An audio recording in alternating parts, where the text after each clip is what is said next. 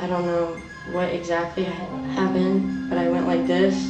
That's what I'm saying, bro. That they were supposed to be fighting. I didn't see no knife get pulled or nothing. They said no, she cleaned out her neck, guys. It's March 2023 in a parking lot in Columbus, Ohio, where the broken bond of two former friends has just left one fighting for her life and another on the run. I know. Stay back, all right? Hey, you gotta let them do their work, okay? Oh my God! Come on, guys, let's get back. Hey, back up.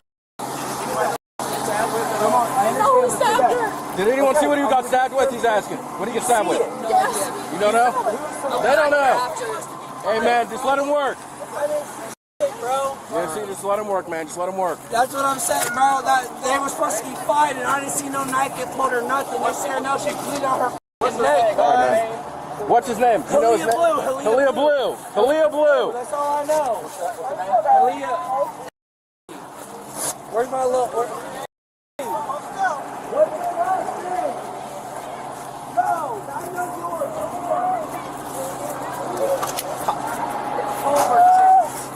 C-O-L-U. Did anyone see it?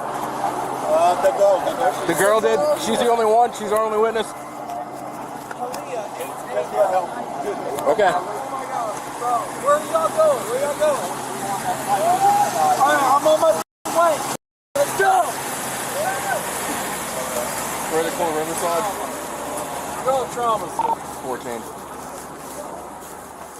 Police and medics rush to the scene and find 17-year-old Halia Culbertson with an apparent stab wound to her neck. The teen is rushed to the hospital while officers stay behind to talk to witnesses. Let's see what they have to say. I'm standing right there. You were standing right there? All right. Is that from that's him? Okay. All right, come on. You got any ID on you, bud? I do in my wallet, but I can give you my name, my birthday, and my social real quick. Where's your wallet at? In my mom's. All right. Let's go ahead and have a seat right here. Oh, my sister. That's your sister that got cut? No, she's not blood related, but I've known her since she was 12. Okay, so a good friend of yours? Yeah, right. Man. So what, did you see what happened? You man, I got that on video, man. I don't even know where the fuck she got stabbed at, bro. Slow down, bro. It was beef in the side of the square. Get it over with, bro. Country, get it over with, Halia. Yeah, country, Halia. Country, Halia. Country, Halia. She got stabbed right there. Saw all the blood come out, bro. The girl in the orange is the one that got cut? The girl in the orange is the one who got cut. Take that phone away from me, all right, yeah, here, let me have your phone. All right, here, I gotta have you sit right here, man. Hey. I need you to just hang out in here, okay? You heard that right. One witness says he caught the entire fight on video. Moments later, another officer arrives to get a closer look. Yeah, I didn't watch the whole video. I just saw the altercation. Okay. And then something happened. I had to put him in the car. And I don't remember what it was, but yeah, it's good video.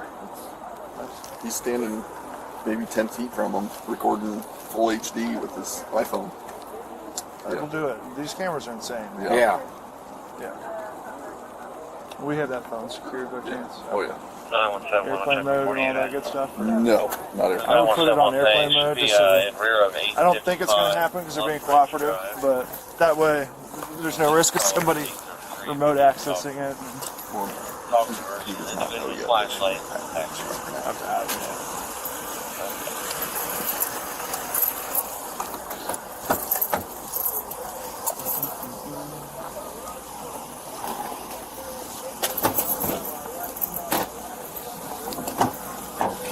Can you unlock that for me? You mind if I watch it real quick, buddy? Does it show the car on there at all? Actually, might. Hold on, come here. Just start it from me. Am I allowed to come out? Yeah, you're standing right there. Hey, get off my sister, bro. Remember, hold it. Yep, go ahead. Get off my sister. Halia's the one in the orange. I'm gonna have to put my phone down, bro. Halia, country, get it over with, bro. Country, get it over with, Halia. Who's Halia to you? Halia, she's like my sister. I've known her. Halia, country, Halia. But you could tell she started bleeding before in the entire fight. You better get your girl before she get f***ed up even more.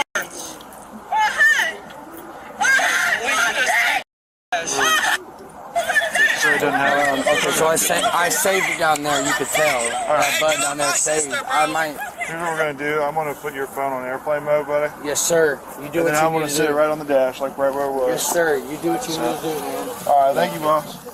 Next, investigators check in with another witness. You said they got in a fight. Go ahead. They got into a fight, and as Leah walked to the front door of the Jeep, I saw she had a gash on her. She got in the car, and she goes, "I'm getting nauseous." I hopped out the car. I called 911 because I didn't see the fight. I was sitting in the Jeep looking away because I can't be part of that family. You didn't see the actual fight? No, but I know who Brie Berrezzini is. I know her mother, and I know her address. Okay.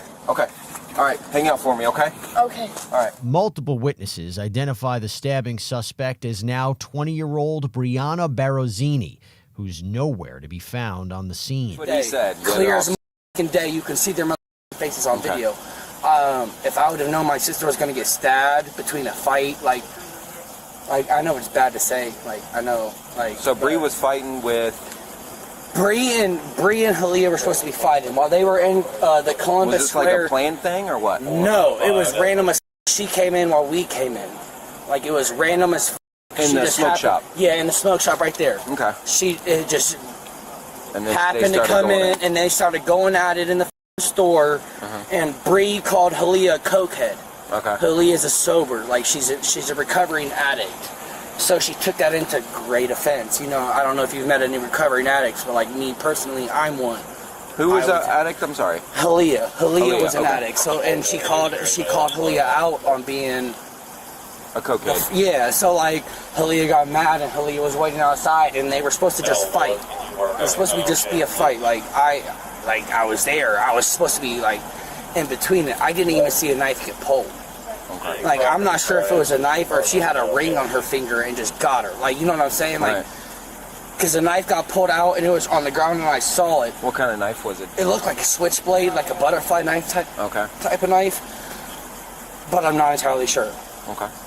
Like, if I'm going to be honest with you. But she didn't have time to pull it out because Halia, like, I'm not going to lie, that's my little sister, but she smacked the out of her first. Like, you can see it on the video. Right. Halia smacked her. All you saw from that was hands on hands. There was no like digging into pockets and pulling out and going like, you know what I'm saying? Right. Like, there was none of that, because if I would have seen that, I would have already been in there and y'all would have been called sooner. We didn't know she was bleeding out till she got it back. She crunched Bree in the face. Bree was on the ground and she walked away. Aaliyah walked away, got in the Jeep ready to drive. Right. And she was sitting there and comes over to me and goes, she's spitting blood out of her chest.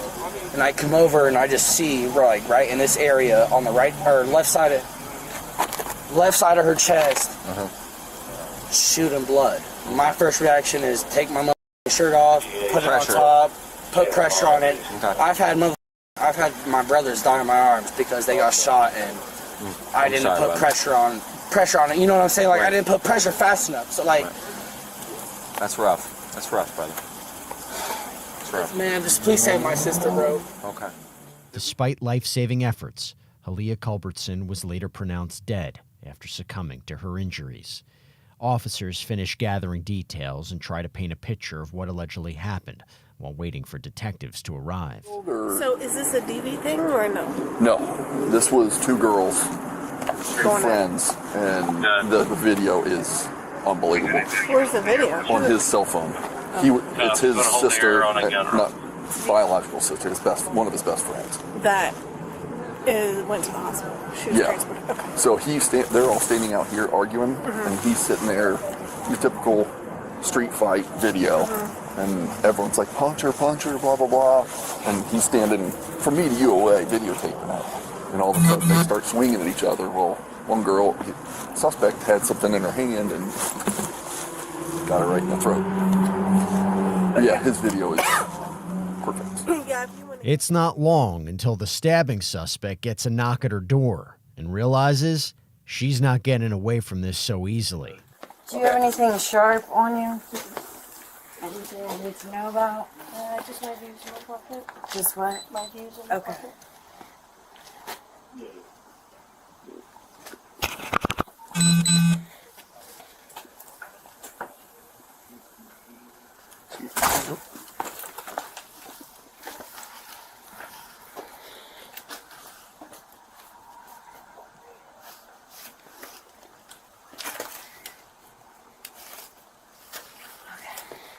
I'm gonna need to hold your view. Okay. That's not a problem. And like I said, when you get this back, you'll have this back too. Okay. All right. Come on this way.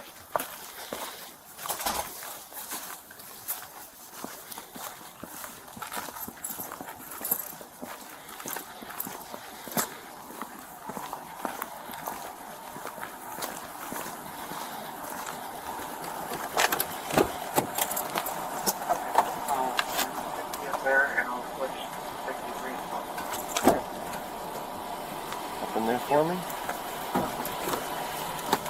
Radio to car 60.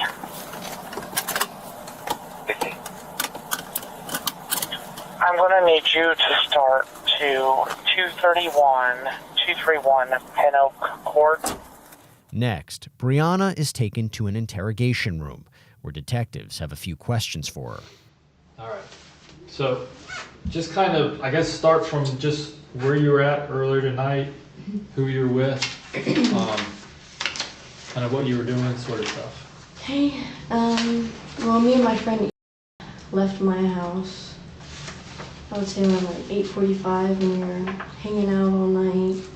And He come pick you up? And we went to the carryout at the square. So they were 161? To get drinks and stuff. Why did you guys choose that one? That's not real close to Westerville. We always go there.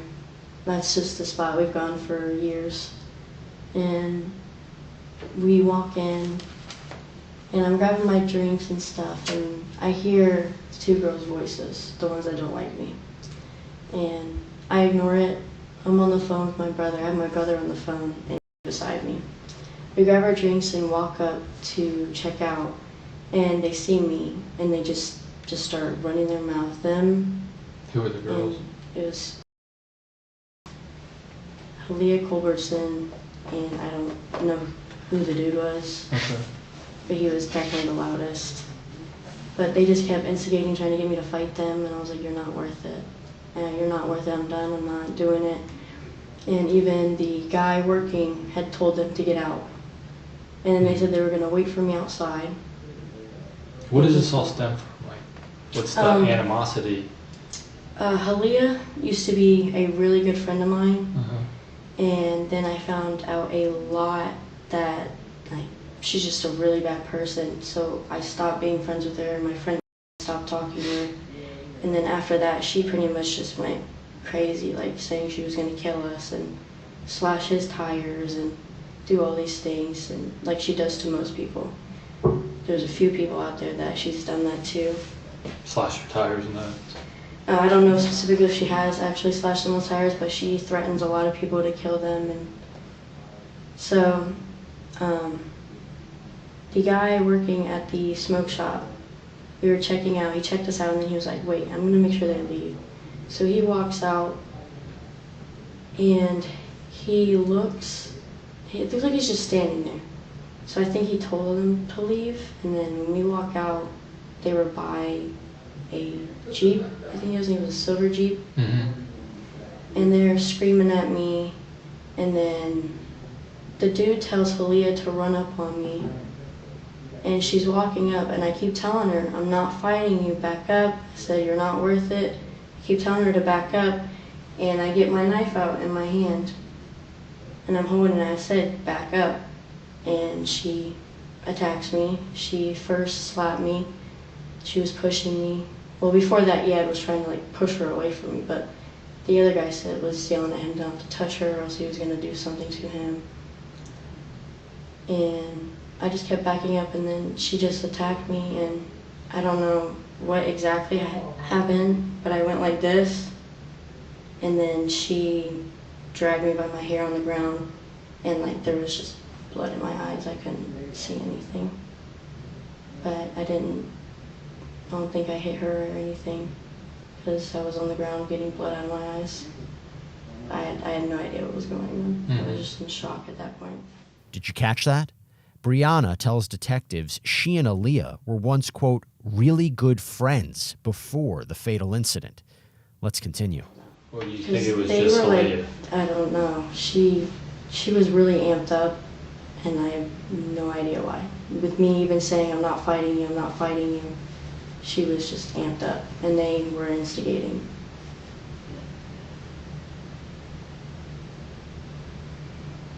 So then, before any blows, like any hitting or anything like that, you pull the knife out and hold it to your side, right? Yeah, That's I was what you backing said. up away from her. Was it open or shut? Open. Okay. Is it a knife you have to? We haven't seen the knife. Is it a knife you has a sheath, or is it like a pocket knife, or? It's like a pocket knife. It's like folds. Okay. So then, once you pulled it out, you open it up immediately. No, it wasn't immediate. Okay. But I had it there, and then when she kept getting closer, that's when I opened it. Okay.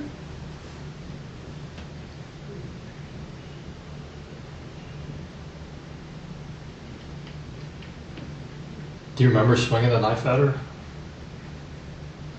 Not really. You It all happened like really fast. Yeah. Now, do you remember? Did you swing the knife at her as you were backing up or going forward? I think I was backing up because I was trying to I think I was putting space in between us by doing that.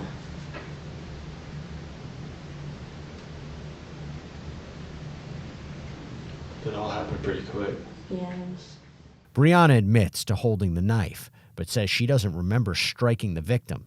Next, detectives have some questions about that missing evidence. The last time I saw Holly at the smoke shop, I was with her, and that was probably 4 or 5 months ago, maybe, or whatever October was. I think that's when we stopped being friends, was in October or September.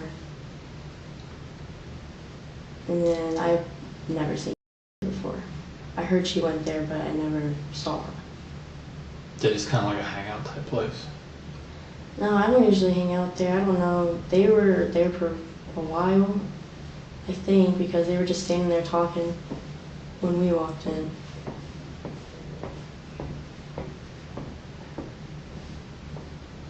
Yeah, we just went in to get drinks, and because we were about to head back to my house. And then afterwards, what all happened with you? I called my mom on the way home. Well, my brother was on the phone, so he was already in his truck. He was going to head to me because he was worried. And I told him just to head home because I was going to head home. I called my mom, told her what happened. I got home and explained it better to them. And I showered. And I just was in my room. What did you do with the clothes and the knife? The clothes, I threw them on the ground.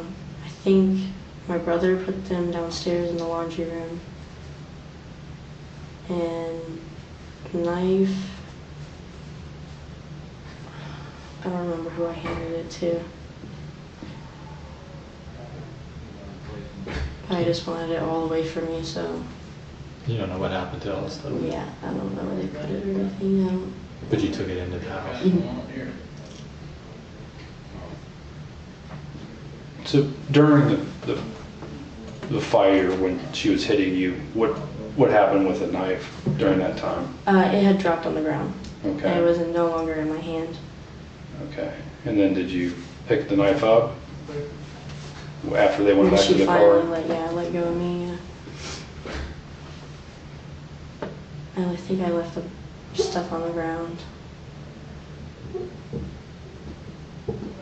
Oh, the stuff from the store? Mm-hmm. Did you know she had been cut at that point? I didn't know if it was me or her because they were yelling, saying that they were laughing, saying that she made me bleed. So I was like, maybe there's a cut on me. But then I was looking all over myself when we got in the car. I was like, it's So I don't think it's me.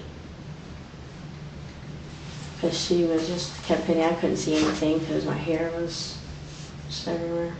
Hair was in your face and all that. But then you realized that if it wasn't you, it had to have been her. Once you were in the car. Yeah, because as soon as we got in the car, we left. We didn't drove want out there, yeah. Wanted no part of it anymore. Did you call the police at all? No, I didn't know what to do. I thought police would come to my house, like, fast. And then when they didn't, I just went to bed. Prosecutors later revealed the knife was allegedly found in a crawl space at Brianna's home, along with the shoes she was wearing. Next, detectives break the unfortunate news to the suspect. Just so that you know,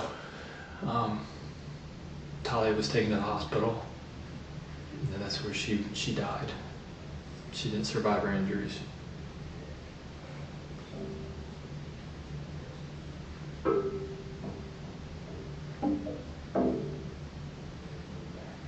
So with all the people that we interviewed and the video that we recovered, we're charging you with murder.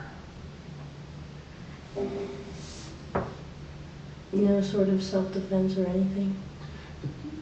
Essentially, it'll be up to the prosecutor's office. We'll present the case to them, and then if they decided that they want us to present to the grand jury, we'll present to the grand jury. If you get indicted for it, then it'll go to trial, it'll go to court, and then you'll be able to present a self-defense claim at that point. Does that make sense? Do you have any questions for me at this time? Do you want me to call your mom right now, or do you want to call her? You'll get a call when you get to the county jail. I'm not going home? No, you're going to jail.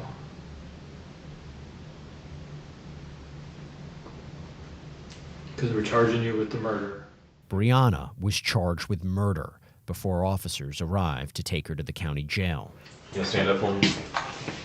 Face the wall. Put your palms together like this. There you go. Lift your hands off your back a little bit.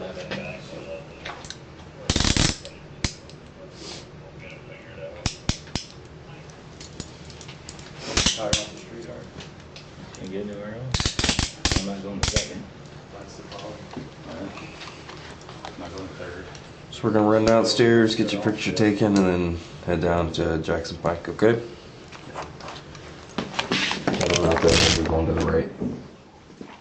More than a year later, Brianna makes an important decision. Stand up for me, please. So I have in the computer a 3-page entry of guilty plea form. The document looks like you signed it and your lawyer signed it. Did you sign it? Yes, Your Honor. All right. In signing it, you're telling me you want to admit to a felony 3 crime called involuntary manslaughter. When you plead guilty, it is a complete admission you're guilty. You're going to be convicted today and you're going to be sentenced on July the 11th. It'll be on your record. It's a non-expungable offense. It carries up to 3 years in prison and a fine of up to $10,000. Do you understand the nature of the charge to which you're pleading guilty and what the maximum penalties are? Yes, Your Honor. After over a year of litigation, Brianna ultimately accepted a deal and pleaded guilty to the lesser charge of involuntary manslaughter. She was sentenced to 3 years behind bars with the possibility of early release. All he could say was his daughter's the one that stabbed him. Perfect. Come out of the car, face away from me. Back up. I just wanted to know. Did you tell him you'd be homeless? Yeah. I told him I have no money. I have no way to get a job to support myself. It's 8 a.m. in Ocala, Florida, when police respond to a frantic 911 call. A man says his adult daughter, who lives in the family home, just stabbed him and her mother. But why she did it? Let's just say the suspect's extended dependence has allegedly turned deadly. Y'all keep moving. I'm going to try to talk to him while you're doing your thing. Hey, what does she drive? Is that little white car? Huh? Taurus. A Taurus? What color is it? What color is her car? Silver. Marion, he's advising that she's driving a silver Ford Taurus. That's all the information I'm going to be able to get out of him because they're loading him up in an ambulance now. Right now, both subjects are somewhat conscious, but not looking good. I was just trying to make sure we have 10-4, 10-8, 10-33, 8-22. We have what? like a dying declaration as they go. Yeah, I told what I said over the radio is all he could give me. Okay. She's basically unconscious but still breathing. He's barely there. All he could say was his daughter's the one that stabbed him. Perfect. That her name, he said she lives in the back in the hangar, and that she drives a silver Ford Taurus. You heard that right. Police said one of the victims told first responders that his daughter was the culprit and described her car, which officers waste no time locating. Keep coming. That's 10-4. Keep coming. Stop. 2964, 5799, 51 to him. Sure. Turn around. Spin. Spin. Put both hands up. Face away. Backwards. I think the detective was on his way to him, and I think the LP's on his way to him. 26. They're still 10-4, Marion. They're working on getting the driver secure. 10-4. William 31 was out with We're out with. Put your hands out of the window.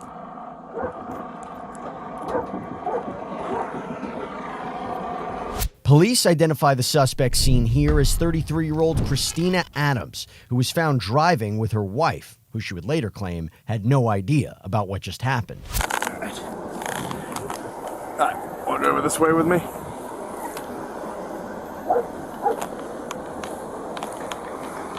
What's happening?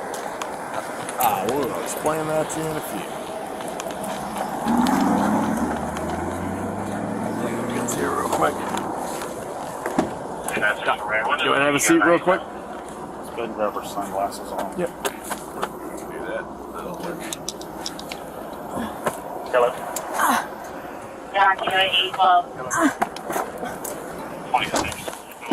Christina is secured in a patrol car when she tries to pass a message to her wife. I love you. I'm so sorry. I'm sorry. I don't know what the is happening. Before inquiring about the reason for the stop. Is there anything you can tell me? I couldn't hear. What was that? Is there anything you can tell me about what's happening? Is there anything what? That you can tell me about what's happening? No, the detective won't be talking with you. I don't really have much information. Okay. That's not my investigation. You probably have a better idea than I do. I swear. I just got here. You saw me. I just got here, so. Christina is escorted to the police station, where detectives ask her about her morning. And then you woke up this morning about what time? 5-ish. 5, okay. I usually have an alarm either 5 or 5:45. Okay, and what did you do? I got up, I fed my cats, and I watched the movies, played some games on my phone. I'm in the middle of learning a new language on Duolingo. I don't know if you've ever heard of it. Yeah, me and my wife are trying to learn to speak Valyrian from Game of Thrones. Oh, that's cool. Yeah. So I did that. I fed the cats. I put in a load of laundry, and then I came back and sat at the house and put on a movie, and then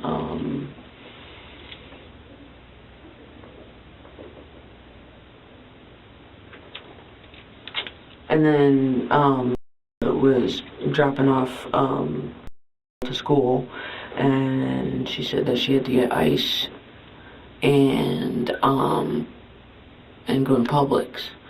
And so I really wanted to see her. So she says that she was gonna go to Publix or racetrack to get ice in the Publix.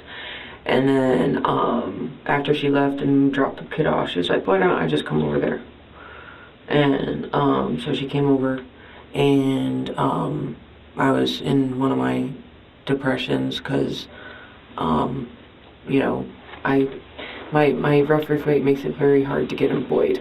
And all I really want to be is a productive member of society and have a job, Christina mentions her record, which court documents show includes various charges, including multiple theft and drug offenses dating back to 2009.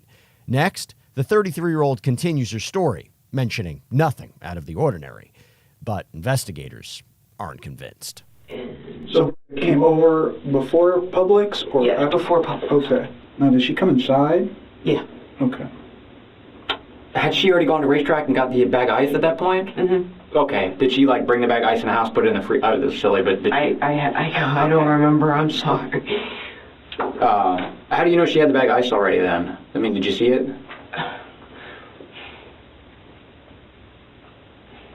I think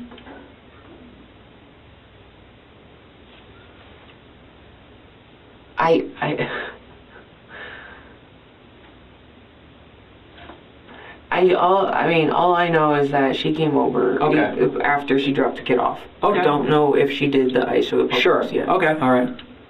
You don't know if she did the ice in the Publix yet? Yeah. So, but did you go to Publix with her? Yeah. Okay. Yeah. So then she wouldn't have made 2 trips to Publix. No, probably. obviously, yes.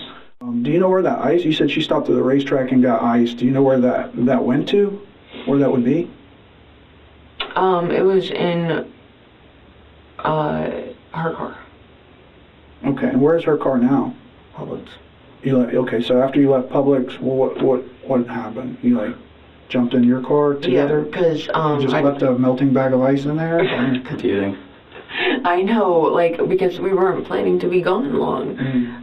My house is not far from Publix, and I told her that I really wanted to switch my laundry before, going over for a few hours and not have wet laundry sitting in the washer. It starts to stink. Next, Christina makes one final, let's just say, interesting claim before detectives stop her in her tracks. I was doing some cleaning over at the house, and we were using bleach, and I'm clumsy when it comes to bleach, and so I always... Okay, shoot, maybe I missed that. When were you guys doing some cleaning? Yesterday. Okay. Or not yesterday. Christina? How many days going together? What?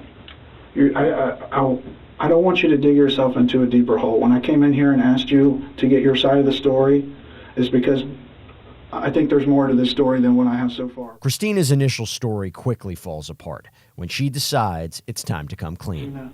I know it's really difficult to talk about some of the stuff that we need to talk about,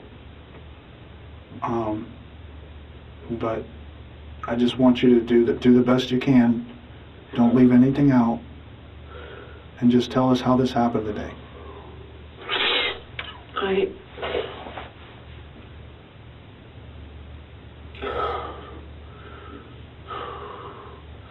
I'm a sociopath, and I have a mild case of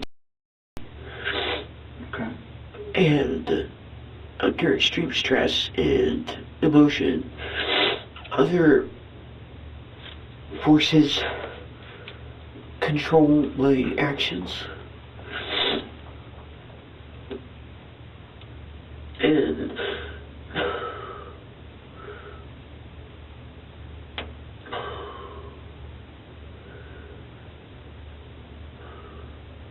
your emotions got the best of you today? Okay.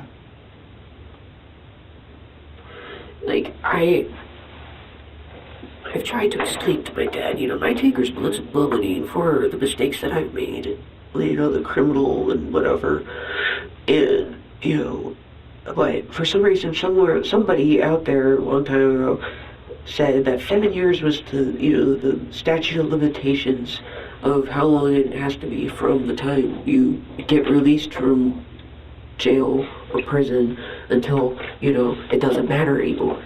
It's like, why 7 years? I don't know. That's ridiculous.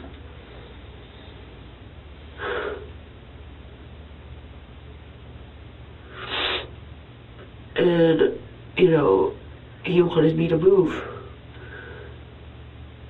so that one of my brothers who has a job, who has income, can stay there.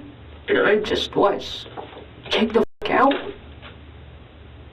So they didn't even care where you went at this point? They just wanted you gone? They just wanted me gone. Did you tell them you'd be homeless? Yeah. I told him I have no money. I have no way to get a job to support myself. And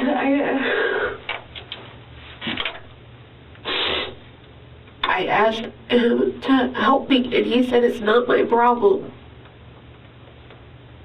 I told him about all this stuff that I just told you about everything that I've been through, but like almost being raped, almost being sold for crack, almost like being jumped by 6 black people for over a dime of crack because just block the doors didn't help me at all. Just watched me get my beat. What did he say to that when you told him about all those things? He said it's not my problem. Was your mom there? Were you able to tell her those things? What did she say? Like, I mean, she had this, look of, that she was sad for me, but it wasn't like, like that they understood or that they were going to help or anything. When did this conversation happen?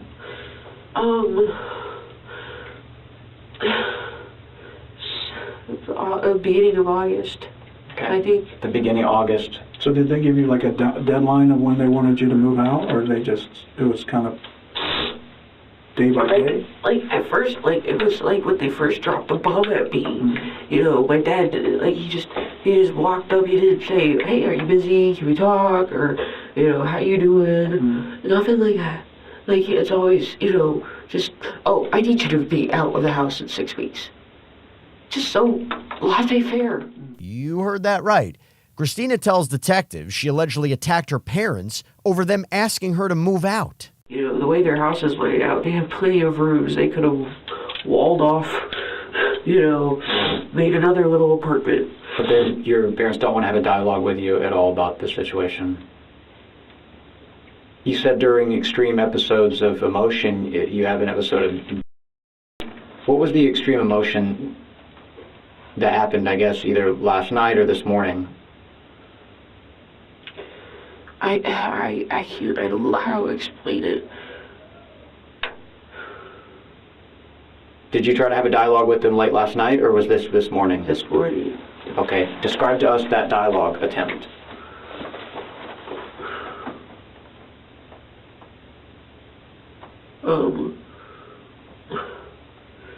That they wanted to be out, completely out by tomorrow.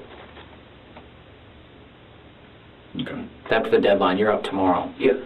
How did this start? Did they call you on the phone? Did they knock on your door to bring us there? I'm sorry. What? How did the dialogue start this morning? Did they call you on the phone? Did they knock on your door? How did it? No, I called my mom asking about the laundry. Okay. And she's like, I think Dad wanted to talk to you.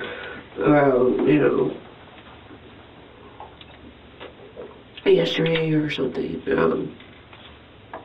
And I said, okay, well, I'm coming over to do laundry. And she opened the door. I was like, well, we hung up, and then she opened the door.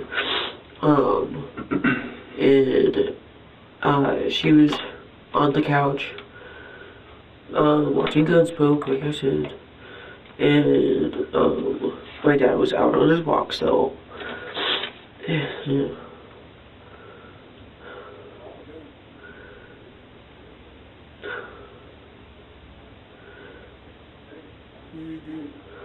And last night, when I got home from my grocery shopping, I noticed that the lock on my front door, which is like the back door, really, the lock was not in the right spot. Mm-hmm. And I noticed that the thermostat is changed and that there's a note under my door. Something my dad saying, "Thanks for being an adult and talking to me," not, and it was just a miscommunication, because I'm not like attached to my phone like all these millennials. Sure. I use it for what I need to use it, but I'm not like glued to it. Right. And then he said, "You need to be out by tomorrow." Did he let you know in a note, or that was during the conversation? No. Okay. Yeah. So you were talking to your mom, but you said your dad was still on his walk? Yeah. Okay.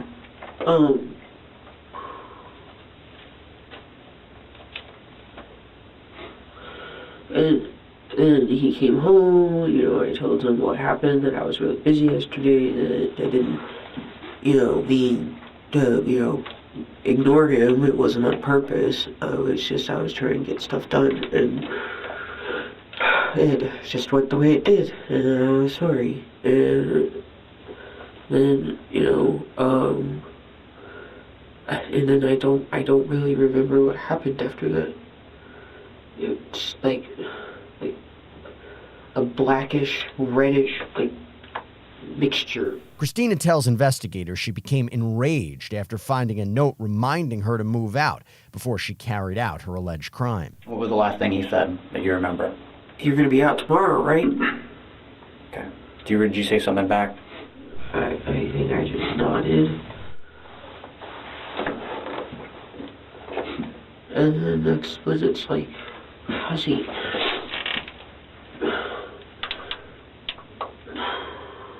Let's work through the other senses. Do you remember the feeling of anything in your hand? Yeah. Describe to me what you felt in your hand.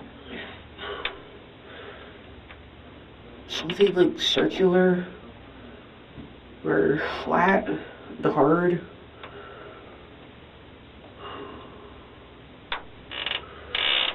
Tell me where this would have come from, or tell me more about what it is. What do you see? I know I was like still in my basketball shorts and t-shirt, like when I went over there to do laundry. Mm-hmm.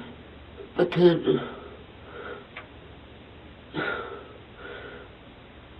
I don't know, like it's like I was covered from, you know, the neck down. I don't want to guess. What were you covered in? Well, clothes. Okay.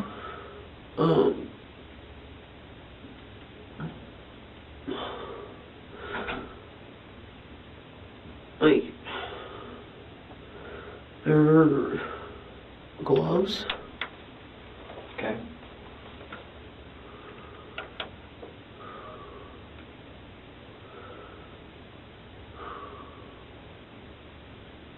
Where did the gloves come from? My house. Did you have them before you had the conversation, or? No, I don't think so. I was like, when I put the laundry in, before my dad came home from his walk, Mm-hmm. before we talked, Mm-hmm. I was in like a t-shirt and shorts. Yeah. And then like there's, I don't know if I went back and changed. I guess I did. I put on long dark pants, and a jacket, and the gloves. Are those items there and be in the washer? Long dark pants, a jacket, and gloves. You put those on. And then what happened after you put on those clothes? I went over, my dad was on the computer. Like, in the computer room with his computer chair. Mm-hmm. And I just came up behind him and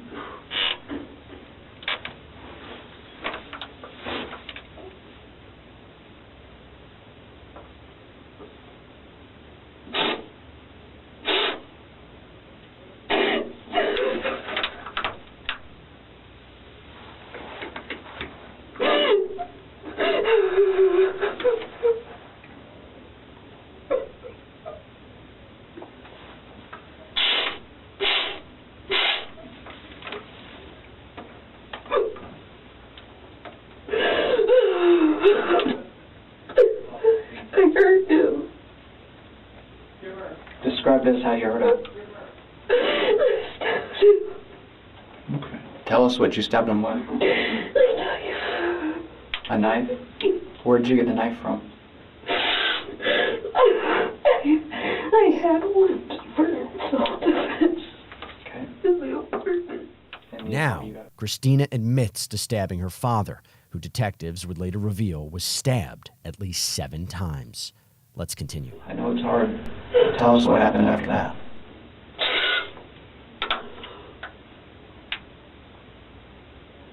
He's sitting at his computer, right? Okay. Was it back to you? Yeah. Okay. And I feel like I think I shocked him with my it's another self-defense thing that I carry. A taser. Okay. A little handheld. A handheld taser? Yeah. And wood. Okay. All right. And then he saw a shot boost and turned around. And then I tapped him. Did you shock him first before the left arm? Yeah, before. Okay. Okay. And then what happened? Just take a deep breath.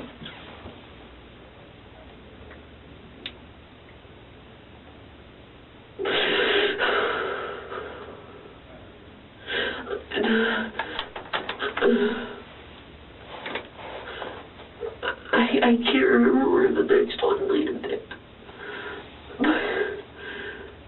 You said he turned towards you at that point? Yeah, after the shock. I don't know where it happened next. Okay. But I think it was 2 on my dad, 1 in my mom, and then the last one in my dad. I'm sorry, what? 2. Mm-hmm. 2 stabs. To your dad, and then you said 1 to your mom? Yeah. Describe to us the transition from your dad to your mom. Your dad was over by the computer. We already talked about that. How did you get over to your mom? She heard the commotion. She came over and she's like, "What are you doing?" I don't know.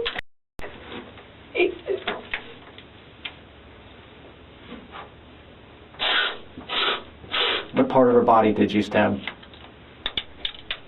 You're pointing at the middle of the chest? Okay. Did you use the taser on her at all? Okay. That was just more out of reaction and being scared of what had just happened?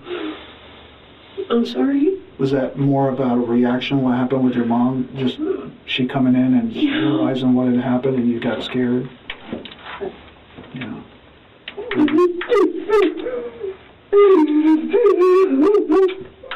Christina lays out the new details of her morning. But next, detectives want to know what she planned to do after the attack. What happened after you realized what you did? I took off all my clothes. I the washer. I started I had it where it's so black.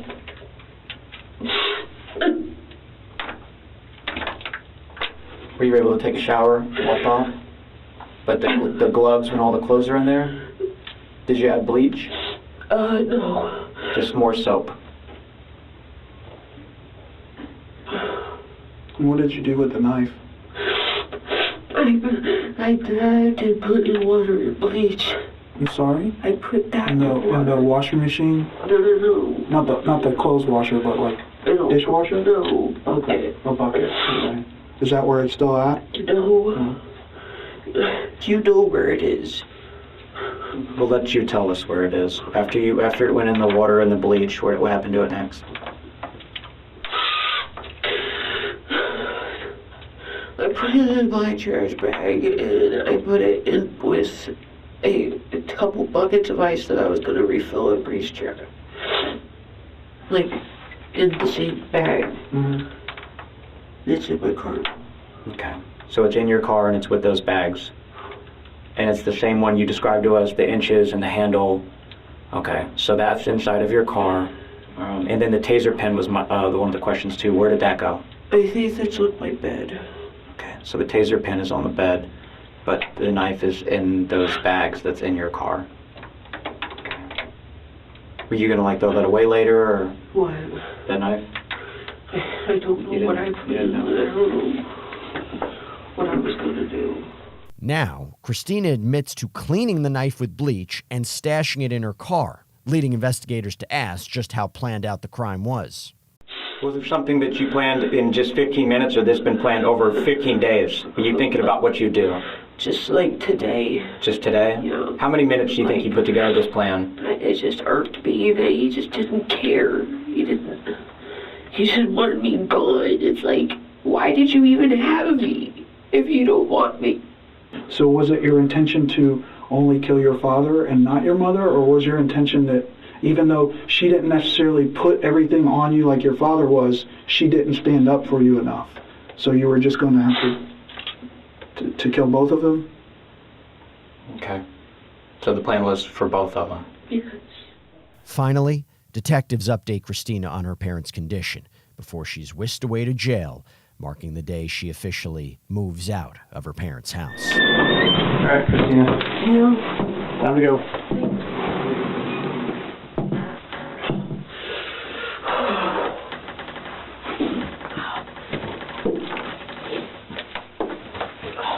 All right, Christina. All right. The last update I have is both your parents are still alive. Okay. You're going to be charged with 2 counts of attempted murder. Okay. This deputy's going to take you over to the jail and get you booked in. All right. Just go with him.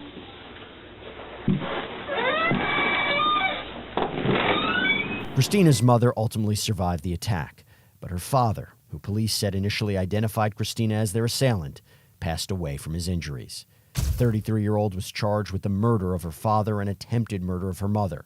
She was later handed 2 life sentences, making her new residence a prison. Did you run him over, man? No, I swear to God, I didn't. Billy, is he still alive? Billy, do you want me to be honest with you? No. No. No? Hold on. He is deceased, and you're going to be charged with reckless homicide by a motor vehicle. Did the argument have something to do with the bar last night? Always has something to do with the bar. It's late October in Forest County, Wisconsin, when deputies receive an eerie 911 call. Forest County 911. Yeah, there's a person that's hit outside my house, right on Highway 8 in Leona. Okay. And they're sitting outside your house? Yes, Ed. Is that right across from Barb's? Yeah, just 100 yards up. Okay. Do you have any idea who it might be, sir? Donnie Britton. Donnie Britton. He's hurt pretty bad. He's hurt? Yeah, he's in the middle of the street. He's all cut up. Okay. All right, we'll get an officer headed over that way, sir. The caller tells officials a man, later identified as Donald Britton Jr., was seen lying injured in the roadway. It's not long until deputies find the man deceased and catch up with who would become their main suspect, his wife. If there's somebody that pushed him out, he needs to go after him. What do you know? He was driving my pickup. Okay. Okay. And what happened?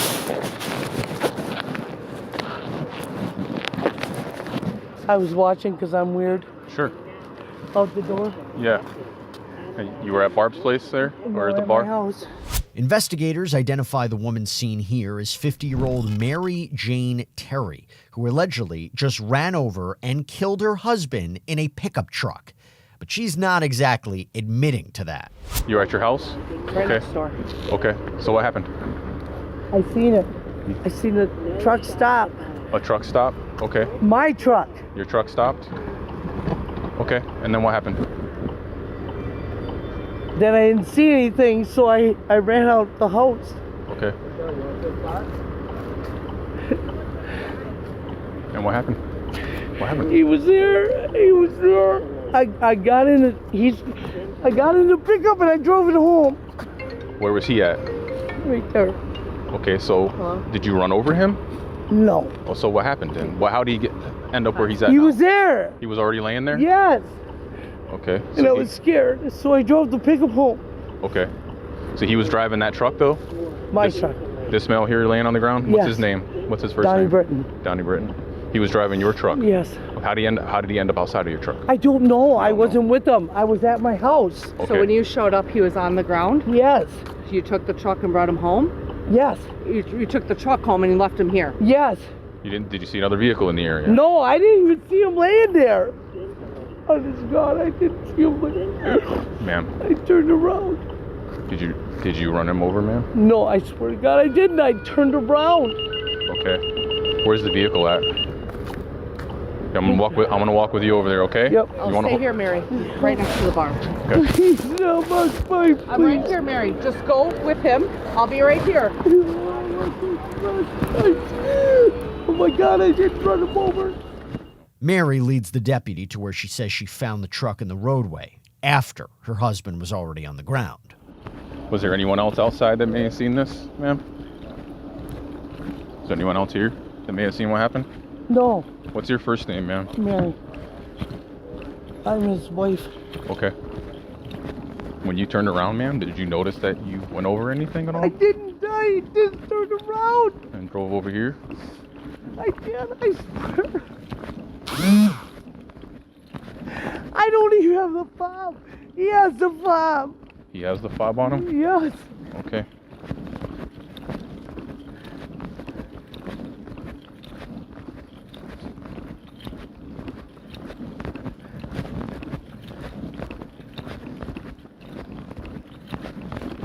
What's your first name, ma'am?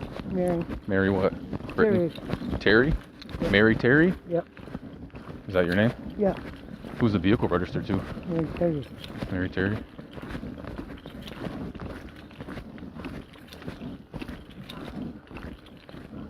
Hey, Bill, is there anything on that truck? Hold on, ma'am. All right, she's going to be driver, bro. I didn't drive it. You just told me you drove it from the scene, ma'am. You drove it from over there in the middle. I turned around and I came back. You walked over here, or you just told me you I drove walked from the house. over there? Yes. And how'd the truck get back here? I drove it. That's what I'm saying. You drove the truck from the scene over here. That's what I'm saying. Hold on a second. No, I don't think you should go over there. I don't think you should go over there. Let's hang out here, okay? Deputies find the suspect's truck parked right here in front of her home with a heavily damaged front end. Seconds later, Mary spots a deputy who says he's known the couple for over 20 years when she tries again to sell her story. Billy, I didn't do nothing. Honey, I don't know what to tell you. All I can tell you is your truck ran him over. It wasn't me. I was home. You know who might have been driving it? He was driving it. Hold on a second, Mary. He's got the fob. She just told me that he drove the truck from the bar here, or from the house here, up over there where he's at. She went over there. She didn't see him there. She got in the truck and turned around and drove the truck back. I don't have the fob, Billy. So we're going to be doing... Despite her best efforts, deputies move on to field sobriety tests. Let's see how she does. Oh, my husband's doing clean. He's in the best hands that he can be in, ma'am. He's with the ambulance crew, and there's another law enforcement officer there, and that's all we can do right now, okay? Okay? But there's some tests I need you to do, because you told me you were driving, okay? I wasn't driving. I drove from there to there. Yes, ma'am. Yes. So you drove, okay? Okay, and I believe that you're intoxicated, okay? All right. So I need to put you through some tests. All right. Okay? Yep.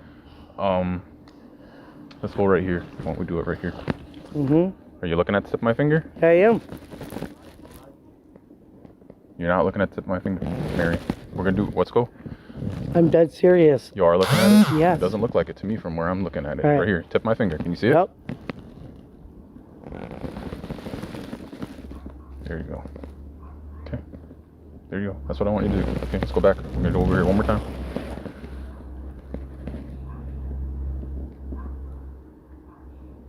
Okay. Let me go back. Okay.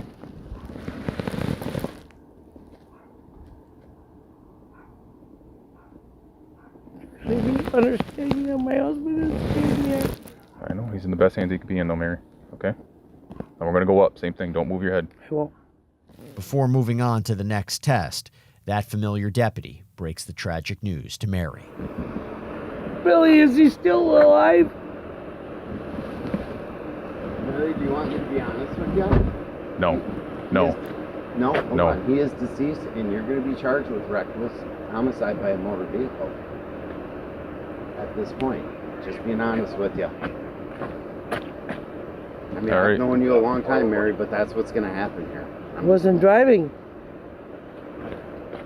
Okay, Mary. The deputy gives Mary a moment to gather herself before starting some balance tests. Oh, I got it. Okay, you ready? Yep. You can begin.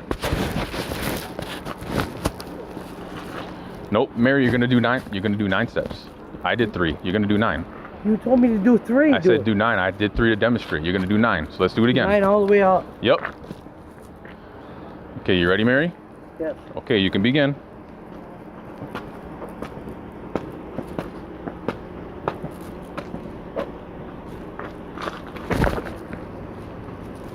Now what? You got to keep going. The way I explained to you, Mary.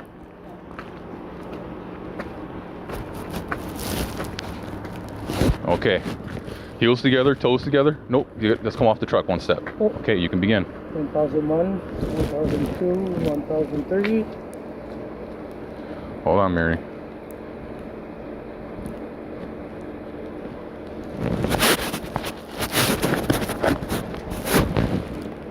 You got to keep going until I tell you to stop, okay? I All right, are you ready? No, hold on. Are you ready? We're going to start over again. You ready? Yeah. Okay, you can begin. Go ahead. 1001, 1002, 1003, 1004, 1000. Luke. 1006, 1007. Keep going. Keep going, Mary.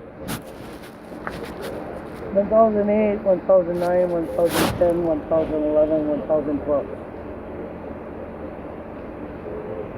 Ma'am, can you keep going? You gotta keep going, Mary. 1013, 1014, 1015, Okay. 1016. All right. You got a PPT?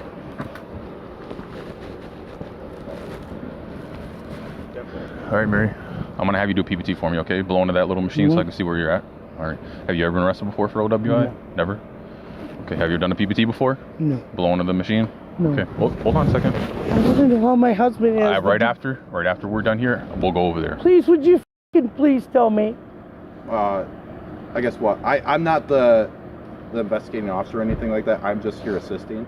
So. The deputy has seen enough and decides to move on to a portable breathalyzer test. Are you okay or anything like that? You're not injured or anything like that? Okay. No, like. No, I was home. All right, Mary. See, this is a brand new straw. Yep. All right, I'm gonna take it out of here. Yes. I know. I know you don't want to go through this. No, okay, hold on. So what it's going to do is going to show you, nope, I'll be touching it. You can put your hand down. It's going to take a blank test, show you there's no alcohol in the air, show you that it's calibrated, all right? Zeros. Yep. I'm going to have you take a deep breath in them, put the straw in your mouth, past your teeth, blow. Blow, blow, blow, blow, blow, blow, blow, blow, blow, blow, blow, blow, blow, blow, blow, blow, blow, blow, blow, blow. Nope, you got to blow long and steady. You're blowing too fast. So, like you're blowing up a balloon. All right, you ready? Yep. Hold on. All right. Blow, blow, blow, blow, blow, blow, blow, blow, blow, blow, blow, blow, blow, blow, blow, blow, blow, blow, blow, blow. Stop. Okay, you're good. Once you hear that little click, you're good. You know what the legal limit in Wisconsin is? 0.08. Yep, you're 100% correct. Well, I own the bar, so. Okay. 0.298. Are you telling me and my husband is alive? Huh? Here. All right, ma'am. I'm just gonna put this in here now. I'm gonna have you turn around, place your hands behind your back. Would you please tell me? Actually, you can put them in front. You can put them in front. All right. Would you please tell me? Ma'am, they already told you what the deal is. When you talked to Billy, I don't know any information beyond what Billy told you. Billy told you what happened already, right? He was very direct with what he told you. I don't think you need me to specify that any more than he told you. Remember when you talked to Billy? Called him Billy, right?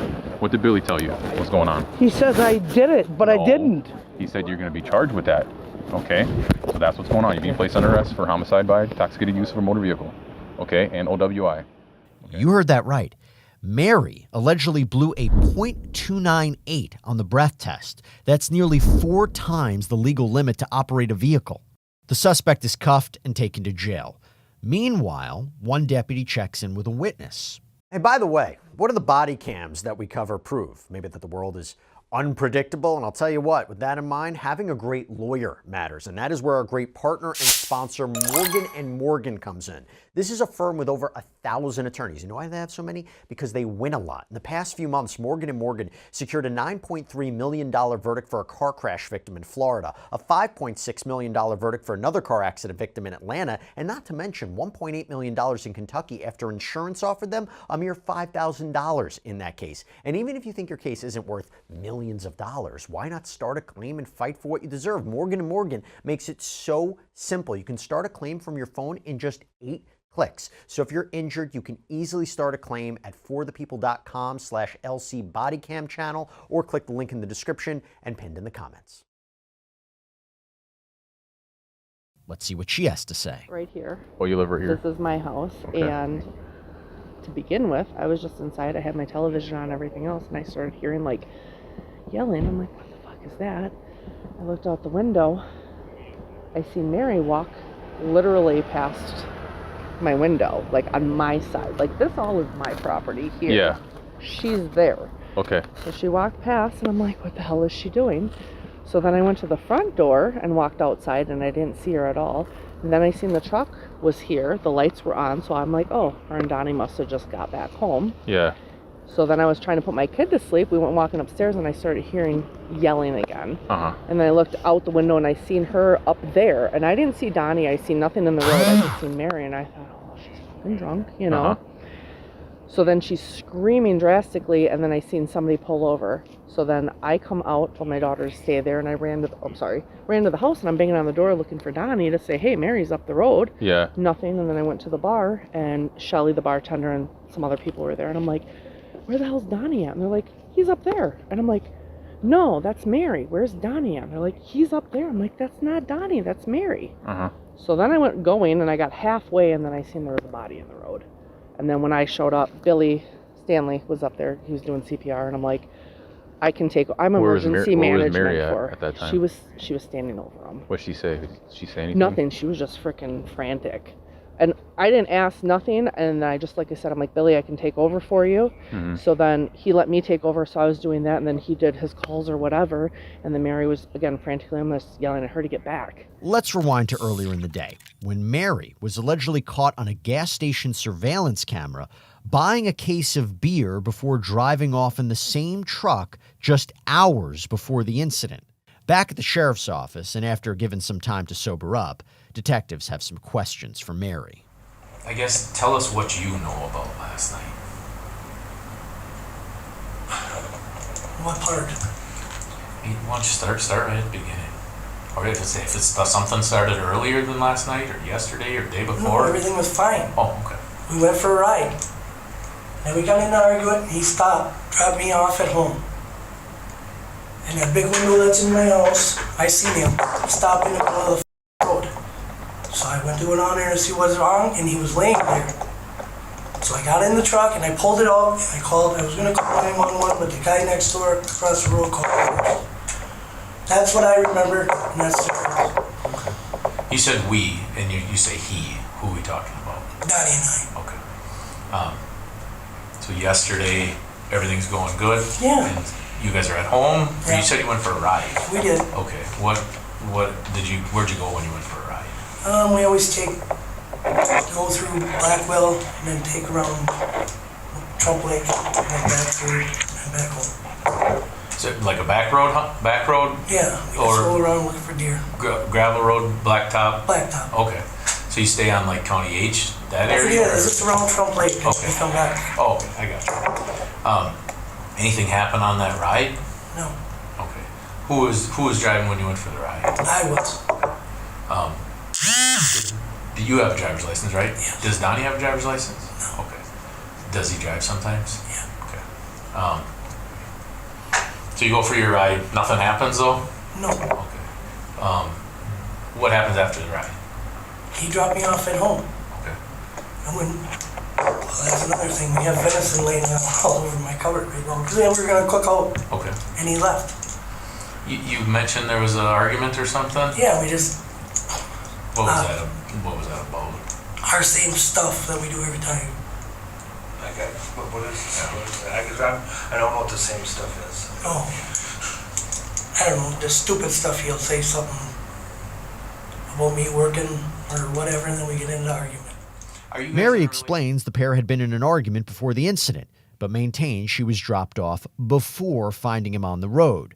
But once again, investigators aren't convinced. Okay. So you see and he leaves. Do you know which direction he goes? Yeah, he went around, and then he came by the house again and toward the store, so. Okay. You say went around, what do you mean? He must have went around town and come back through. Okay, so you think he made like a lap already? Yeah. And then had come back? Any reason why he'd do that? Just take a ride around town. Make sure you were still home or anything like that? Then I didn't go back to the bar. Okay. Did the argument have something to do with the bar last night? Always had something to do with the bar. Okay. And I mean, you're the owner. It takes a lot of your time. I'm sure it takes a lot of your energy. 30 years of doing it, yeah, it does. What did you think happened? I have no idea. I'm so sick right now, I feel like I'm gonna puke. I don't know what happened. I honestly, God, I don't know.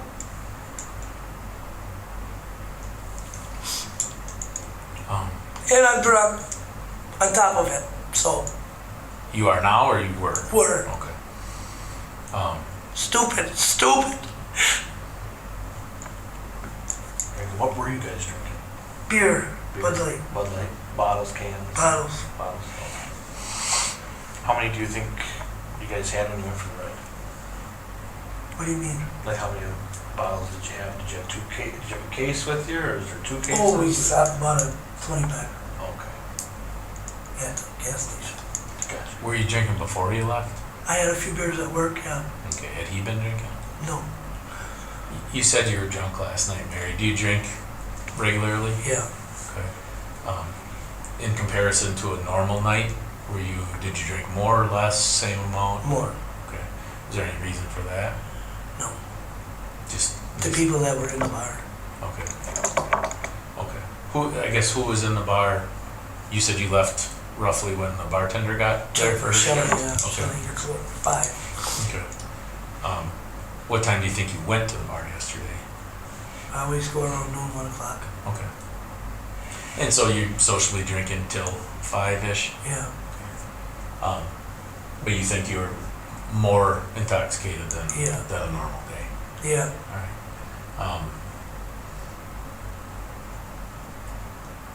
How long do you think you were home?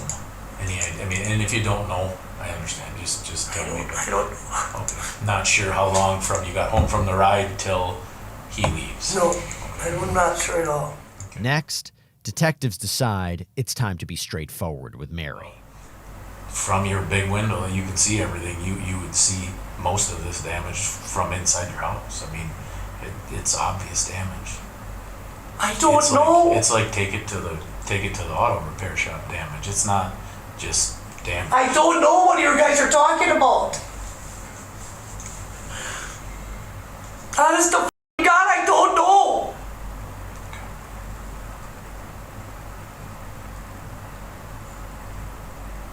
I did not hurt him. I swear to I didn't hurt him. No way I did hurt him.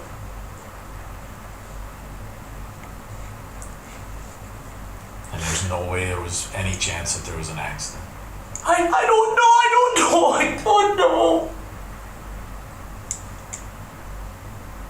I know I didn't hurt him.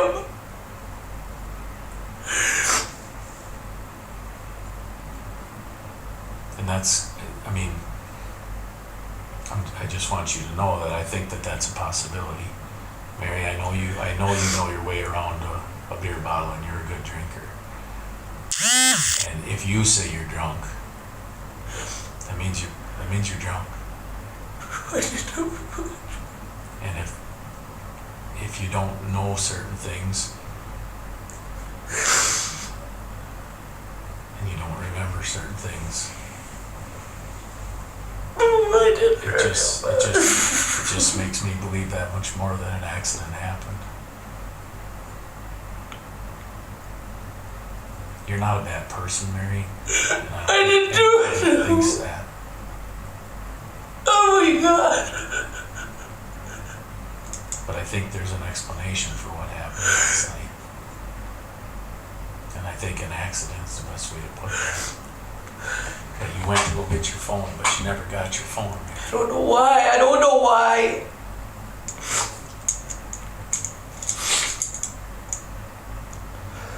Did you go down to the storage units to talk to him?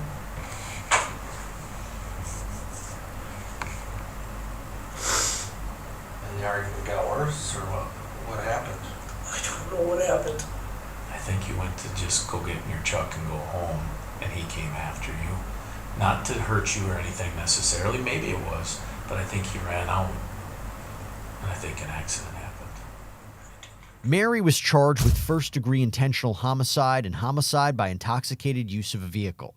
She later accepted a deal and pleaded guilty to the lesser charge of homicide by intoxicated use of a vehicle, while the first-degree homicide charge was dropped. The 50-year-old was sentenced to 10 years behind bars, plus 10 years of extended supervision. Anybody know who this is? No. It's your husband, Jeff? Okay. How much have you had to drink tonight? Well, too much, evidently. I thought he went inside the store and he was underneath my car. It's just after 8 p.m. at a Dollar General parking lot in Jefferson County, Illinois, where a woman has just allegedly, get this, run over her husband with a car. Hello, sir. Can you hear me? County unresponsive. Looks to be head bleeding.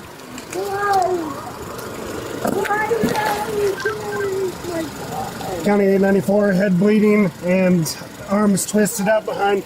All right, hang on. Let me try and find a jack.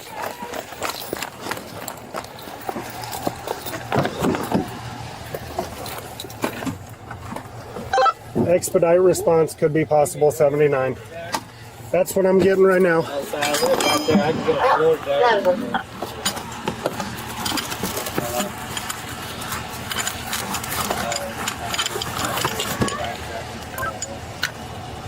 County 894, I'm going to attempt to jack the front of the vehicle off of this patient. Who is this? Do we know? Okay. Right over there, and it hurts some people. Anybody know who this is? No. It's your husband, Jeff? Police later identify the suspect seen here as 54-year-old Melissa Howes, the wife of 49-year-old Jeffrey Howes, who's currently wedged underneath her vehicle and not responding. Okay, okay, what happened? It's okay. All right, get off me for just a second.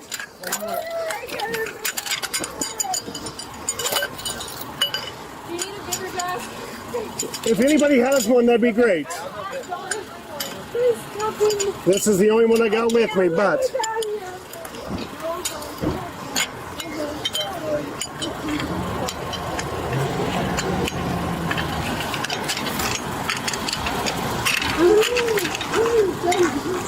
How long ago did this happen? Was it right as we were called? 10, 15 minutes. Okay, who was the driver of this vehicle? Okay. Who was driving? You? Okay. All right. Just stay put. I'll have to get your information here in just a minute, okay?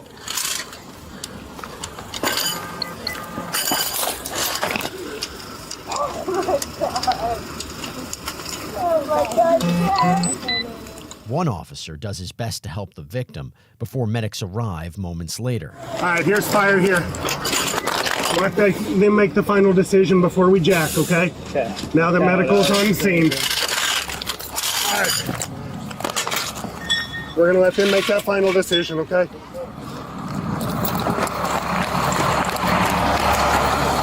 So we have back of the head trauma. You want me to jack this vehicle off of him? Okay. You want me to jack this vehicle off of him? Back of the head wound. He's wrapped up under there. Non-responsive. Large pool of blood. Yeah, but let's start trying to get off him. All right. Some more equipment, I think. All right, we're going. We're going to go right there, okay? Make sure I don't bump him. Yep, you're good. Okay, going up. Tell me if anything starts creaking or weird.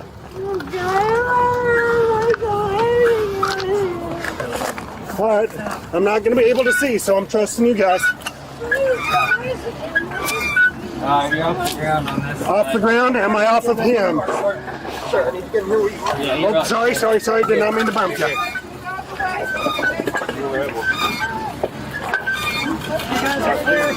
Okay. All right, we're clear of him. He's off. The man is freed from underneath the car, but not out of the woods yet, as firefighters and medics work to rescue him. Meanwhile, steps away, one officer has a few questions for Melissa. What do you got? She thought she was driving. She says that's her husband. Okay.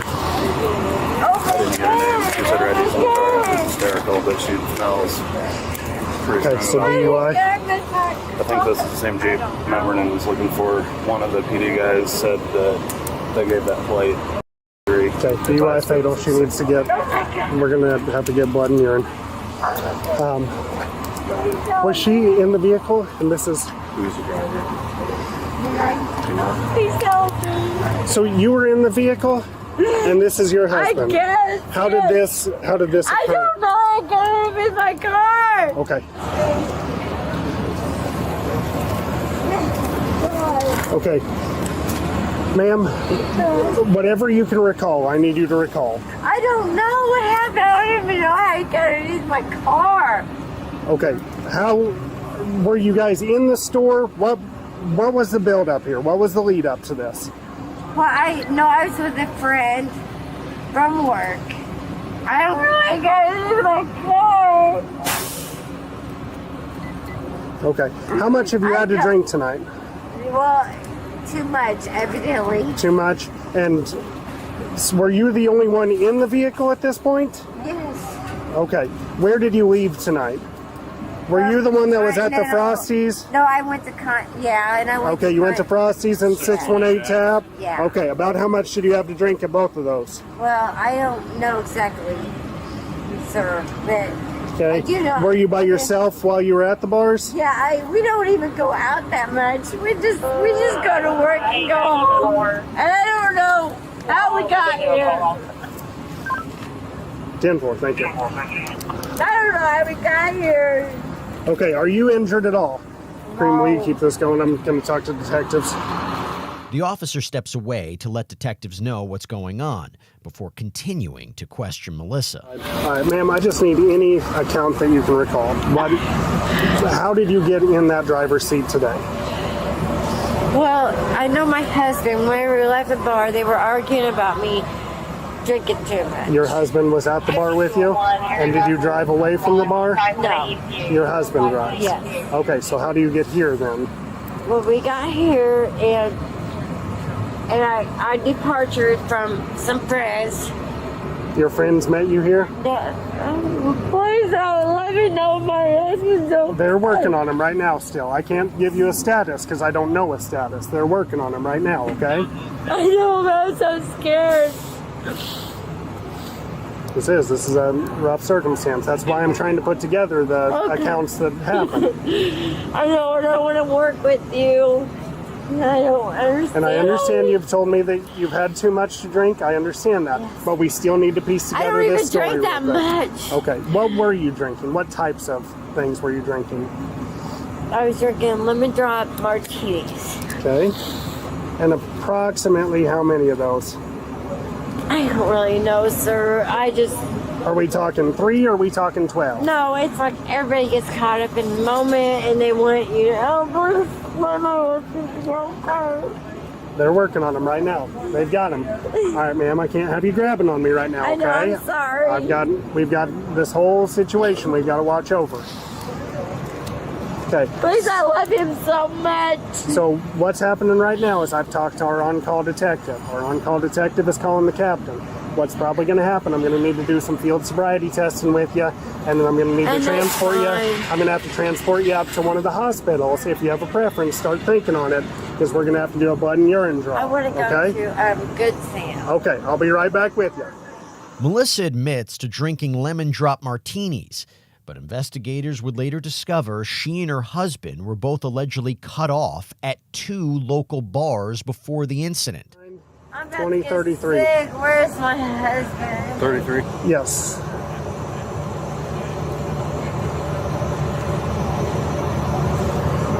I feel really sick. Where's my husband? Okay. Will you hold on? All right, so Melissa, will you consent to some field testing? I need to know how much you've had to drink. If you're sober, if you're okay to drive, if you're not. No, absolutely okay. not. So you're not okay to drive? No. Okay, are you going to consent to some testing for me? Yeah. It's some standardized field sobriety testing. Yeah, but my husband was driving. Okay, I'm going to have you hang tight. We're going to get this going, and then I'll be right back with you, okay?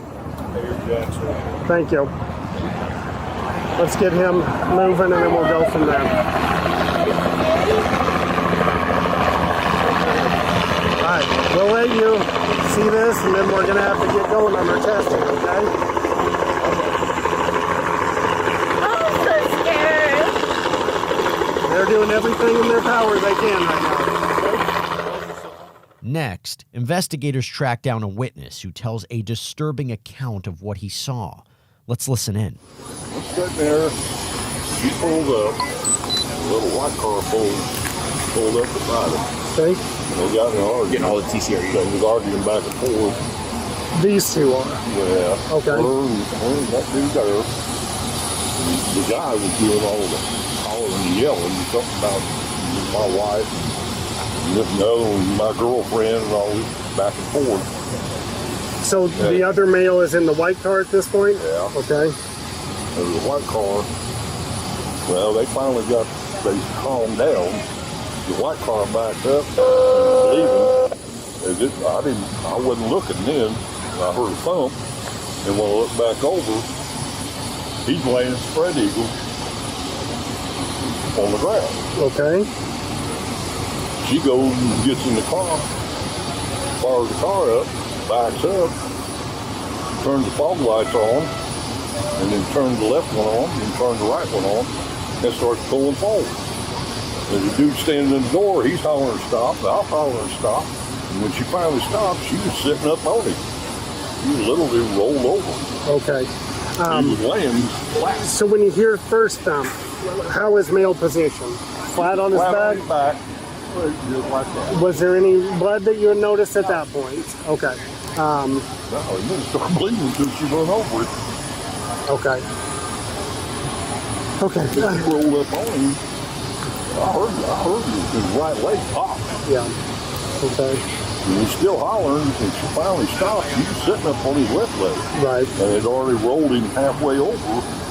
Okay. He was under the other carriage. So the thump that you heard. The witness explains that another car was allegedly on the scene when he says an argument broke out.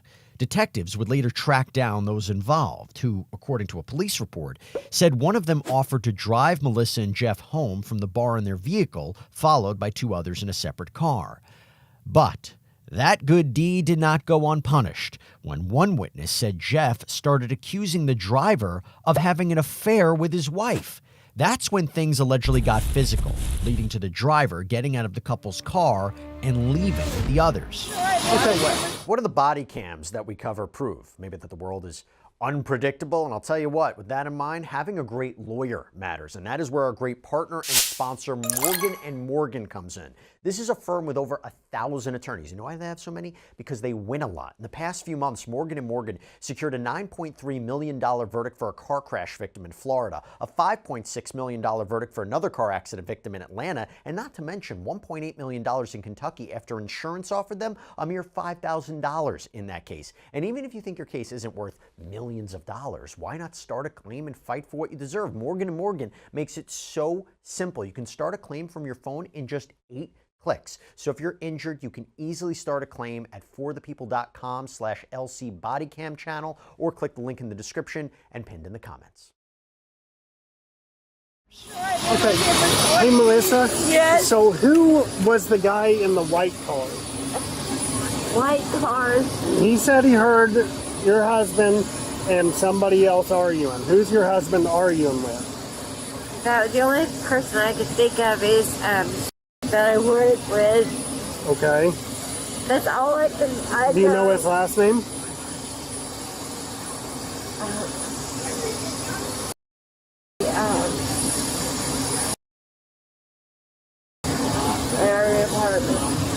Where do you work at? I I'm trying to think. I'm so No, sorry. it's all right. We just need I my husband. So, Next, officers take Melissa aside to run her through some field sobriety tests. Let's see how she does. I never thought this was going to happen. I never got out of bed this morning. We don't even do that much. okay, we're going to step in front of his vehicle, okay? I know I have too much to drink to drive. Okay. That's what you're trying to discover.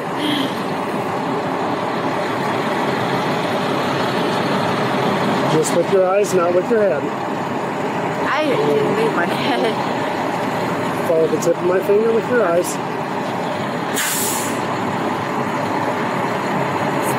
You're all right. 2, 1. Okay. You can take it. You said you needed too much drink. Yeah. Were you drinking here or were you drinking somewhere else? No, I was drinking somewhere else. And whenever we left, they said, you're not driving anymore. My husband drove here. And then, I was going to go get gas or something. And I'm in my car. And he's Your husband drove here, and then but you got in the car here going. Yes. But you never left the parking lot. No. I drank too much. I'm trying to. Okay, follow with your eyes only. We're going to do it one more time, okay?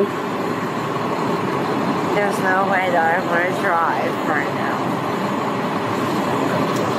All right, we'll take a break for just a second. And then vertical. It's going to be consistent. Yeah. All right, when you're ready, follow the tip of my finger with your eyes only. Put your feet together. Put your hands at your side. Okay? And follow the tip of my finger with your eyes only. I'm sorry. It's okay. Just follow the tip of my finger with your eyes only.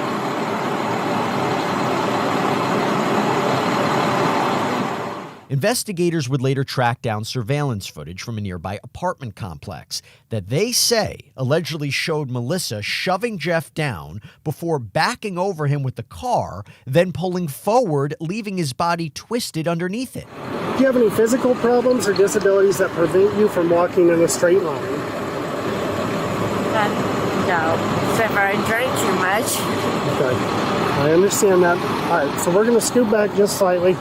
Just stand right here for me, okay? Just stand. I don't normally do this, you guys. I really just don't. stand right here for me, okay?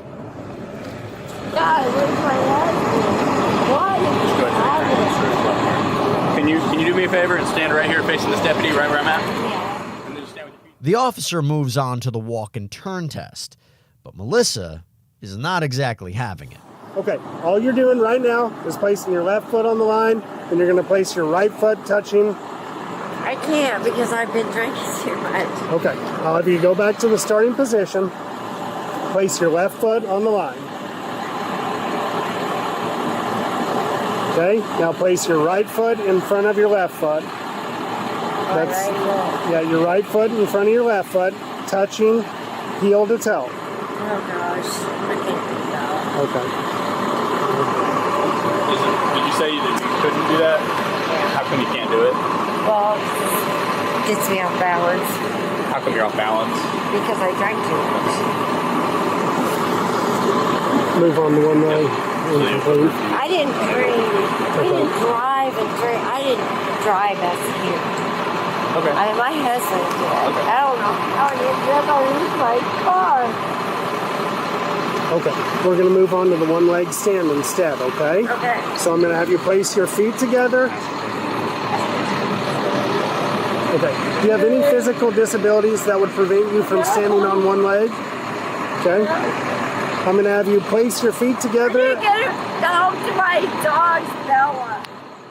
Next, the officer explains another balance test before Melissa shuts it down altogether. Understand these instructions? Trying to give me a DUI. I have to check if you're able to drive. I didn't drive. Oh my God, where's my husband? Okay. Are you clear on those instructions? No, I want to see my husband. I can't do that right now. They've got to he's got to be with the proper medical staff. Do you want to perform this test? No. No? Okay.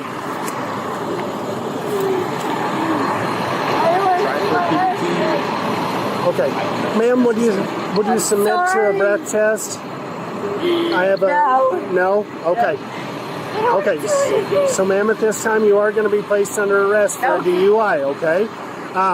What I'm going to do next, we're going to go up to the hospital. They're going to need to get blood and urine from you, and they'll have to submit that. Do you have any injuries? I refuse. Okay, you refuse? Okay. Okay. All right, place your hands behind your back, please. I want to tell me. If I find something out, I'll tell you, okay? I'll follow you up there and help you get a warrant. Okay, sounds like a plan. Head up to Crossroads. Okay. I'm gonna go meet up with my master sergeant and let him know what's going on. Okay, sounds good. Hang on just 1 second. Okay, ma'am, we're gonna head over to my truck over here. Where are your shoes at? I don't know. I lost them. Okay. Hey, Creamer, I did not get any photos. Could you get some photos of the scene for me? Do you have a preference on tow company? Somebody's going to have to tow this vehicle. No, sir. You don't have a preference? 1051 on call. I've never been through this kind of thing. Okay. Oh, no, they're not. That's right.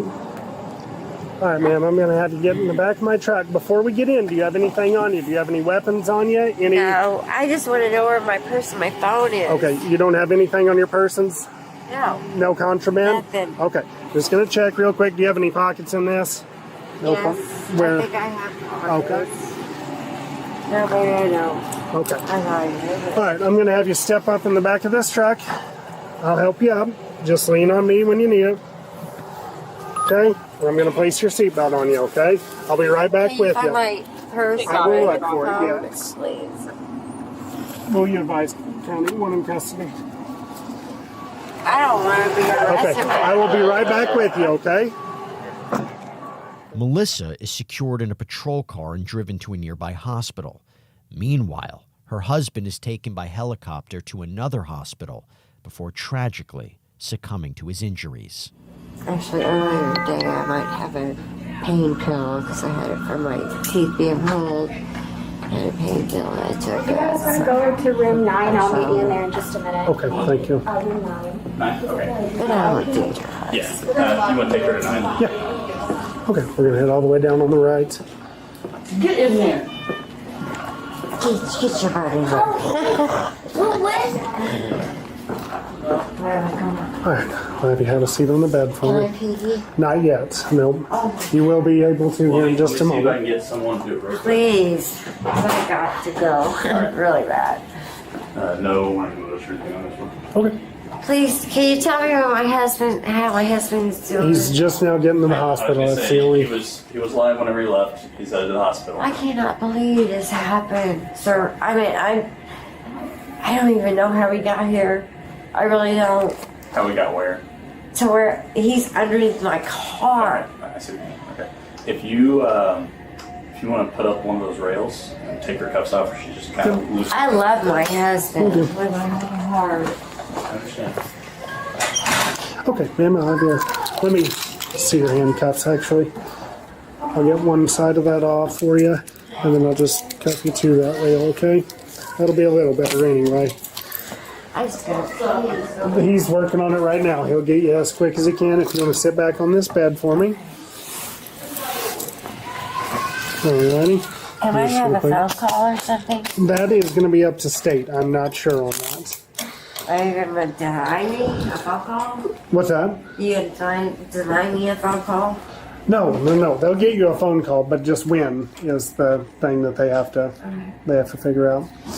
It might be when you get to jail. I'd assume. Well, I'm not used to this whole process. Right. I'm not arrested very often. Okay. So, but I do know that I can get a phone call, Yes, right? you can get a phone call, but just a matter of when is the thing. I I need to call my husband's mom. Okay. Please. Yeah, they will. Like I said, this is out of my hands now. I have to go off of state, okay? But well, I know you want to be professional, but in the same token, I've got feelings. Yes, no, I understand that, but okay. But we've got to. That's my husband. Yes, we've got to. I don't even know how we got here, sir. Right. No, and I understand that, but I do have to run off of their standards. But my husband would have never. How did he?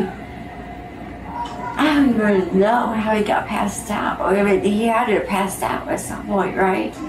I'm still fuzzy on all of the circumstances. My husband is not like that. He's a strong individual. Okay. Trust me, sir. I've been with him for 20 plus years. Mm-hmm.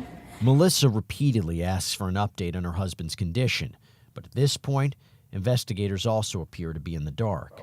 I'm sorry, ma'am. I don't know anything. I'm just here to collect specimens. I'm so sorry. My husband is a strong individual. I don't even know how this all occurred.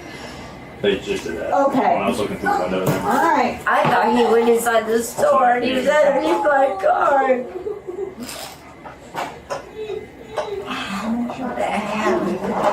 Yep. Now, if you want to verify with them, by all means, but I was watching them open it whenever I walked by the window. Never in my life would I hurt anybody. I understand. Accidents happen. No. That's not it. I just don't even know how we got here. He was living when we left the scene. That's the last that I knew. I wish I had more information for you, but they don't. Can I talk to somebody who's more upstate, please? He's not even at this hospital, so these guys don't even know who. They put him in a helicopter, right? Yeah, Helicopter him out. So I don't know so why why- it's so bad. Well, he had a very weak pulse, is why we sent him.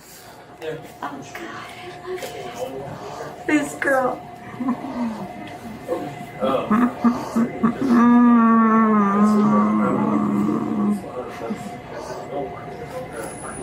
Hey, Melissa. The sooner I can get this done, the sooner. Well, I don't care right now. I know you don't. I'm so concerned about her. I know you are.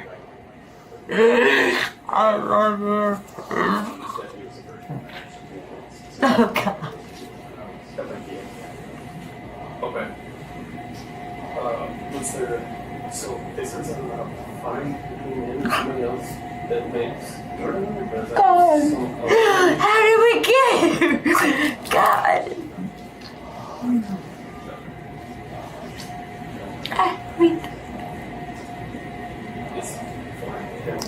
Melissa, can we go ahead and get this draw? I promise you, the second that I know information, you will know that information. I I'm promise. here to make your job easier No, too, babe. I know. I promise. So No.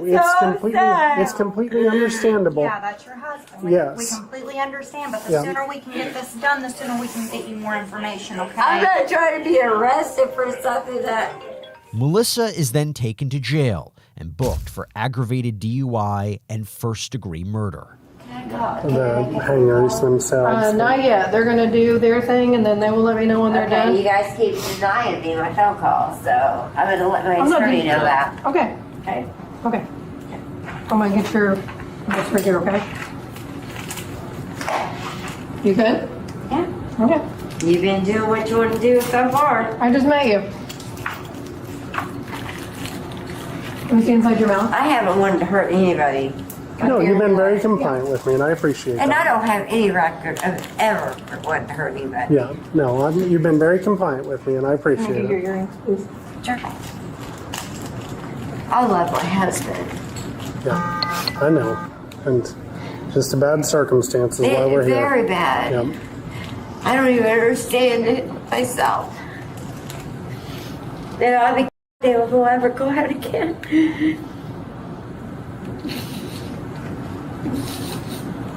Never will I go out again. She later pleaded guilty to the charges and was sentenced to 20 years behind bars.